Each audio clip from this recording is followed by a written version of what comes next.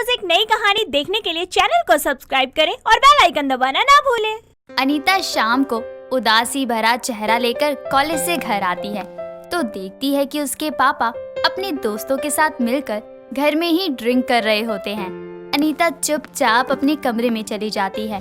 कुछ देर बाद अनीता की माँ कुसुम कुछ शराब की बोतलें लिए उसके कमरे में आती है और उसके बेड के नीचे छुपाते हुए कहती है, इन बोतलों का पता अपने पापा को मत लगने दियो, वरना 2 मिनट में सारी बोतलें खाली कर देंगे।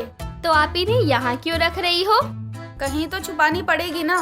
वो बोल ही रही होती है कि तभी नशे में झूमते हुए उसके पापा राकेश कमरे में आते हैं और गाते हुए कहते हैं, 2 घुट पिला दे साथिया, बाकी मेरे पे छोड़ दे। कुसुम, ओ कुसुम। आ गए यहाँ तुम झूमते हुए। अरे आप इतना क्यों चढ़ा लेते हैं कि होश में ही नहीं रहा जाता है। अरे तुम्हें क्या पता, आज मेरा एक दोस्त ऑफिस से रिटायर हो गया है। उसके जाने का बहुत दुख हुआ है हम दोस्तों को। हाँ तो क्या, अब पीकर दुख कम हो गया क्या? दुख नहीं भाग्यवान, दिल का दर्द चला गया। तुम तो जानती हो ना, हर दर्द की एक ही दवा है, पीना और पिलाना। इतना कहकर वो बेड पर गिरने ही वाला होता है कि कुसुम उसे संभालते हुए कहती है, हाय दैया, ये आदमी पगला गया है। अनीता तू खाना खा ले, मैं इनको कमरे में पहुँचा कर आती हूँ। हर दर्द की एक ही दवा है, पीना और पिलाना। राकेश नशे में ये बोलता रहता है तो वहीं कुसुम उसे सहारा देते हुए वहाँ से लेकर चली जाती है। बेचारी उदास अनीता बेड के नीचे से उस बोतल को निकालती है और कहती है, ये क्या सारे दर्द की दवा है? क्या मैं भी इसे पीकर देखूं? वैसे ही उस अंजन के बच्चे ने मेरा दिल चकनाचूर करके रख दिया है। तभी वो दबे पांव रसोई में जाकर एक ग्लास ले आती है और अपने कमरे का दरवाजा बंद कर ड्रिंक करने लगती है। एक घूंट पीते ही वो मुंह से पिचकारी निकालते हुए कहती है, कितनी कड़वी है। हर दर्द की तो नहीं पता, लेकिन इसकी कड़वाहट बता रही है। ये दवा जरूर है। याक, अब ये ग्लास वाली तो खत्म कर ही लेती हूँ। इतना कहकर वो पूरा ग्लास एक बार में पीकर खत्म कर जाती है और कुछ देर बाद उस एक गिलास शराब का असर उस पर होने लगता है और वो गोल गोल अपना सर घुमाने लगती है। तभी उसकी सहेली कंचन का फोन आता है तो वो कॉल रिसीव करके नशे में कहती है, बोल रही चिमकांडी। कौन चिमकांडी? कैसी बात कर रही है तू? भांग वांग खा ली क्या तूने? चल चुड़ैल, मैं क्यों खाऊंगी? मैंने तो दवा पिया है, कड़वी दवाई। दवा? कैसी दवा? वही जो हर दर्द की दवा है। ये कहते कहते उसे कब नींद आ जाती है उसे पता ही नहीं चलता। उधर फोन पर कंचन बोलती ही रह जाती है। सुबह जब अनीता की आँख खुलती है तो कोई उसके कमरे का दरवाजा जोर जोर से बजा रहा होता है। वो अपना सर पकड़ते हुए उठती है और खुद के गालों पर 1-2 चाटे मारते हुए कहती है, क्या हो गया है मुझे? कहीं दरवाजे पर माँ तो नहीं है? ये सब हटाना पड़ेगा। तभी वो ग्लास और बोतल को वापस बेड के नीचे खिसका देती है और आंखें मलते हुए दरवाजा खोलती है तो देखती है कि वहाँ उसकी सहेली कंचन खड़ी होती है। तभी कंचन उसे जोर से मारते हुए कहती है, सो रही थी या हमेशा के लिए सो गई थी? आधे घंटे से दरवाजा पीट रही हूँ। धीरे बोल, माँ सुन लेगी। नहीं सुनेगी। क्यों? तुझे क्या मेरी माँ बहरी लगती है? नहीं आंटी, अभी मंदिर गई है। 1 मिनट, ये बेकार सी स्मेल क्यों आ रही है? तूने पी है? नहीं, तू तो पहले अंदर आ।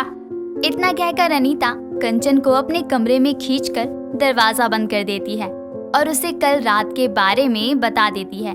तो कंचन कहती है, दवा के नाम पर तूने दारू पी ली? हाँ तो मैं क्या करती? मैं बहुत उदास थी।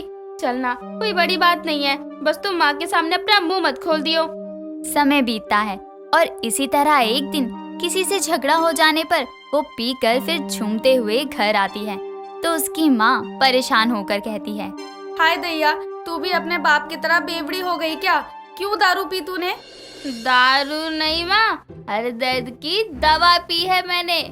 अच्छा, ऐसा कौन सा दर्द मिल गया तुझे जो ये दवा पीकर झूमती हुई चली आई? हाँ, वो माँ, पेपर बहुत बेकार गया, इसी बात के तो गम में पी ली। कभी दर्द कहती है तो कभी गम। ये दोनों बाप बेटी मिलकर मुझे पागल करके छोड़ेंगे। इस तरह छोटी बात हो जाने पर भी अनीता दवा के नाम पर दारू का नशा कर लिया करती। उसे जिम्मेदार और उसकी ये आदत छुड़वाने के लिए अनीता के परिवार वाले जल्द ही उसकी शादी अरविंद नाम के लड़के से करवा देते हैं। कुछ समय तक तो सब ठीक चलता है। एक रोज अनीता की सास निर्मला उसे आवाज लगाकर कहती है, बहुरिया, अरे ओ बहुरिया, सुन तो सही। हाँ सासू माँ कहिए।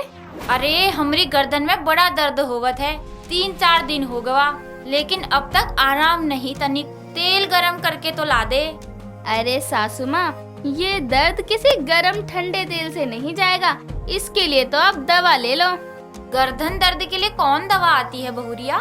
अरे सासू माँ, मेरे पास एक बढ़िया दवा है।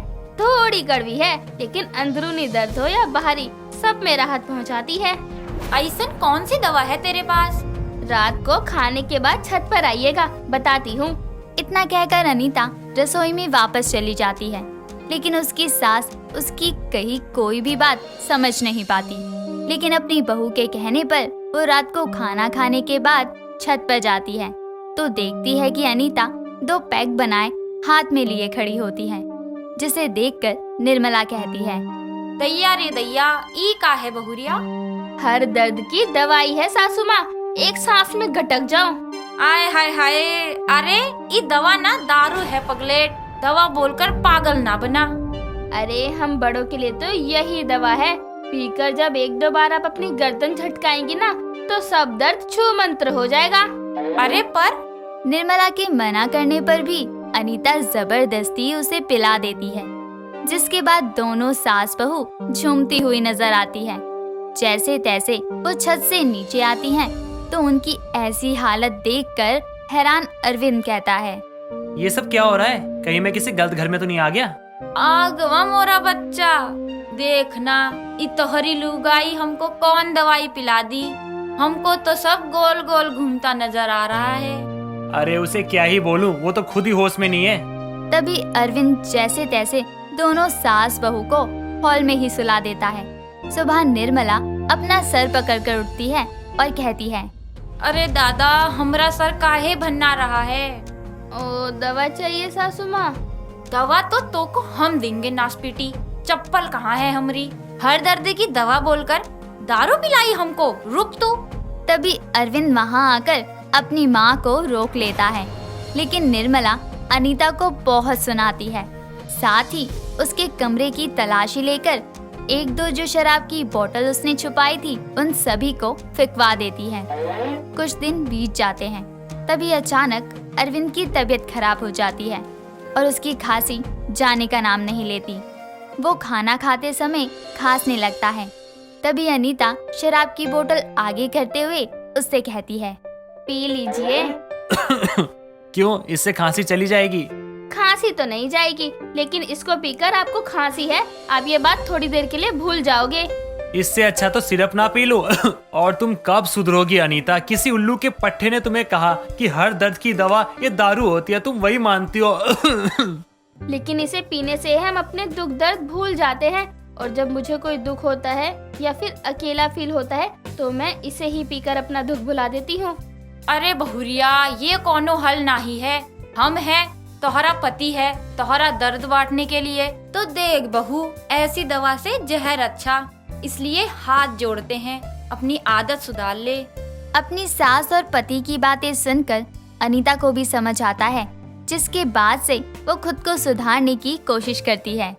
कश्मीर की खूबसूरत वादियों में देश की रक्षा कर रही अपनी गौरी एक बहुत खूबसूरत, गुणवान और समझदार फौजी थी। अपने घर परिवार को छोड़ वो सीमा पर जवानों के साथ रहा करती थी। बॉर्डर पर घुसपैठ कर रहे कई खतरनाक आतंकियों को उसने मार गिराया था, जिसके चलते उसे परमवीर चक्र से नवाजा गया था। ऐसे ही एक दिन वहाँ उसकी बायोग्राफी जानने के लिए एक पीयूष नाम का रिपोर्टर आता है। हाय मैम, मैं पीयूष, कल तक न्यूज़ से हूँ। मैम एक्चुअली हम आपके ऊपर एक शॉर्ट स्टोरी बनाना चाहते हैं, तो क्या प्लीज़ आप हमें अपनी आत्मकथा सुनाएंगी? आई एम सॉरी सर, लेकिन मेरे पास टाइम नहीं है। Please ma'am, please, it's my humble request. अगर आज मैं यहाँ से खाली हाथ गया तो मेरा प्रमोशन रुक जाएगा मैम। तभी वहाँ एक सुशील नाम का फौजी आता है और कहता है, जी मैडम, हमें भी आपकी कहानी सुननी है। हम भी आपकी कहानी सुनकर इंस्पायर्ड होना चाहते हैं। सबके इतना कहने पर गौरी अपनी कहानी सुनाना शुरू कर देती है। मेरे घर में मेरी माँ काजल, मेरे पापा विनोद और मेरे पति समर्थ, जिन्हें मैं बहुत प्यार करती थी। तब समर्थ मेरा बॉयफ्रेंड हुआ करता था। हम दोनों ने मिलकर शादी करने का फैसला कर लिया। बस फिर क्या था, समर्थ के मम्मी डैडी आ गए मेरे घर पे रिश्ता लेकर। अरे बहन जी, देखिए ना क्या जमाना आ गया है। पहले तो माँ बाप बच्चों को रिश्ते के लिए मिलवाते थे और अब तो इसका उल्टा ही हो रहा है। जी हाँ बहन जी, अब जमाना बदल गया है। अब तो बच्चे अपनी मर्जी से ही फैसला कर लेते हैं। हमें तो बस हमें हाँ मिलानी होती है। अरे भाग्यवान, बच्चों की खुशी के लिए इतना तो करना ही पड़ता है। ठीक कहा ना भाई साहब मैंने। अच्छा भाई साहब, मैं क्या कहता हूँ कि जल्द से जल्द शादी की तारीख फिक्स कर देते हैं, क्योंकि मेरा लड़का फौज में है। आप तो जानते ही हैं, इन लोगों को कभी भी बुलावा आ जाता है। जी भाई साहब, जैसा आप ठीक समझे। आखिर बच्चों की खुशी में हमारी खुशी ही है। दोनों परिवार वाले रिश्ते के लिए मान जाते हैं। मंडप में दूल्हा दुल्हन फेरे ले ही रहे होते हैं कि अचानक वहाँ फौजियों से भरी एक जीप आ जाती है। तभी उन सब में से एक फौजी बाहर आता है और कहता है, सर, आपको हमारे साथ बॉर्डर पर वापस चलना होगा सर। जंग कभी भी छिड़ सकती है। सरकार की तरफ से ऑर्डर है, जितने भी जवानों को छुट्टी दी गई है उन सभी की छुट्टियां कैंसिल कर दी जाएं। नहीं, आप ऐसे शादी बीच में छोड़ के कहीं नहीं जा सकते। प्लीज सर, हमें आधा घंटा दे दीजिए। सर, हमें कोई दिक्कत नहीं है सर, आप अपनी शादी पूरी कर लीजिए। We are waiting for you. Samarth Gauri को रोता हुआ देख अपनी शादी पूरी कर लेता है और उसे वापस आने का वादा कर बॉर्डर पर जंग के लिए चला जाता है। बॉर्डर पर जी जान से लड़ता समर्थ अपनी मातृभूमि के लिए शहीद हो जाता है। ये खबर उसके परिवार वालों को मिलती है तो सभी टूट जाते हैं और अपने बेटे को देखने के लिए जाते हैं। मेरा लाल मुझे छोड़ के नहीं जा सकता। ये क्या हो गया तुझे? माँ जी, संभालिए खुद को और रोइए मत। वो देश के लिए शहीद हुए हैं, हमें उन पर गर्व होना चाहिए और आप आंसू बहा रही हैं। हाय, अब मुझे क्या झूठी तसल्ली दे रही है? ये सब जो हुआ है वो तेरी वजह से ही हुआ है। अरे भाग्यवान, यह भी कोई समय है क्या किसी को कोसने का? अरे ये मनुष्यत नहीं है। अरे जरा सोचो, अगर इनकी शादी हुई ही नहीं होती तो इस बुढ़ापे की उम्र में कौन ख्याल रखता हमारा? अरे तेरा बेटा इसे हमारे लिए छोड़कर गया है। माँ जी, संभालिए खुद को। किसी को भी कोसने से कोई फायदा नहीं है। उन्होंने देश की रक्षा के लिए अपनी जान दी है। अपनी मातृभूमि पर कुर्बान हुए हैं वो। गौरी अपने पति को अंतिम विदाई देते हुए उसे सल्यूट करती है। अपने पति की शहादत के बारे में बताते बताते उसकी आंखें भर आती हैं और वहां बैठे सभी लोगों की आंखों से आंसू बहने लगते हैं। यहाँ तक कि रिपोर्टर भी अपने आंसू पोंछने लगता है। देखिए, अगर आप सभी को रोना ही है तो मैं अपनी आत्मकथा नहीं सुनाऊंगी। आप सभी यहाँ से जा सकते हैं। सच में मैम, आपकी स्टोरी बहुत इमोशनल है। शादी के बाद आप और आपके पति इस दुनिया में एक दूसरे से बिछड़ गए, उसके बाद भी आपने अपने आप को इतना मजबूत बनाए रखा है। मुझे हमेशा ये हिम्मत समर्थ से मिलती है। वो ना होते हुए भी हमेशा मेरे साथ है। उनकी सिखाई हर एक बात मुझे आज भी याद है। जी बिल्कुल मैम, आप हमें अपनी आगे की कहानी बताइए, तभी तो लोगों को मोटिवेशन मिलेगा। हमारे देश की महिलाओं को आपकी कहानी सुनकर प्रेरणा मिलेगी जीवन में कुछ करने की, आगे बढ़ने की। गौरी बताती है कि समर्थ की 13वीं के बाद ही वो फौज में भर्ती होने के लिए फॉर्म भर देती है और उसका सिलेक्शन कोटे के तौर पर आसानी से हो जाता है। ये सब देखकर सावित्री उससे बहुत ज्यादा गुस्सा हो जाती है और कहती है, देख गौरी बेटा, तू पहले अच्छे से सोच ले। मैं अपना बेटा खो चुकी हूँ और अब तुझे नहीं खोना चाहती। नहीं माँ, आप मुझे नहीं खोएंगी, लेकिन अगर मैंने अपनी मातृभूमि के लिए लड़ाई नहीं की तो मैं समर्थ की बीवी होने का हक खो दूंगी, क्योंकि उन्होंने ही मुझे सिखाया था कि अपनी मातृभूमि की रक्षा करना यही हमारा फर्ज है। चाहे हमारी जान चली जाए, लेकिन हमारी धरती माँ पर कोई आँच नहीं आनी चाहिए। तो क्या अपनी धरती माँ के लिए अपनी इस माँ को अकेला छोड़ देगी? नहीं माँ जी, धरती माँ की रक्षा करना यानी आप सबकी रक्षा करना। सावित्री पक्के इरादे से भरी गौरी को उसके लक्ष्य के तरफ बढ़ने से रोक नहीं पाती और अपनी ट्रेनिंग कैंप में शुरू कर देती है। ट्रेनिंग के समय वो कई मुसीबतों का सामना करती है। जहाँ कभी वो तारों के नीचे से निकलती तो कभी रोप क्लाइंबिंग करती। उसे ट्रेनिंग के दौरान कई चोटें लगती, पर वो हौसला रख अगले दिन फिर से ट्रेनिंग पर जाती। कुछ ही साल बाद उसकी सफलता रंग लाती है।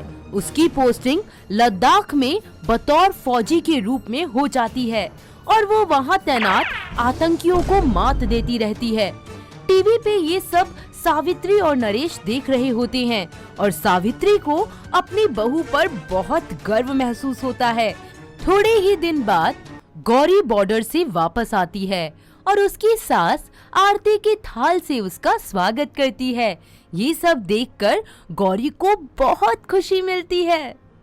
अरे वाह माँ जी, लगता है अब आपको मुझसे कोई शिकायत नहीं है। मेरी जीत से आप बहुत खुश हैं। अरे पुत्र, कैसी बातें कर रही है? मुझे सब समझ आ गया है कि तेरा वहाँ होना कितना जरूरी है, और आज मेरा बेटा जहाँ भी होगा तुझे ऐसे देखकर उसे बहुत खुशी मिलेगी। बस तब से लेके आज तक मैं अपनी मातृभूमि की रक्षा कर रही हूँ और अपनी हर गुजरती सांस के साथ समर्थ को अपने साथ महसूस करती हूँ। मैडम, हमारे देश की हर पत्नी और हर बहू को बिल्कुल आप जैसा होना चाहिए।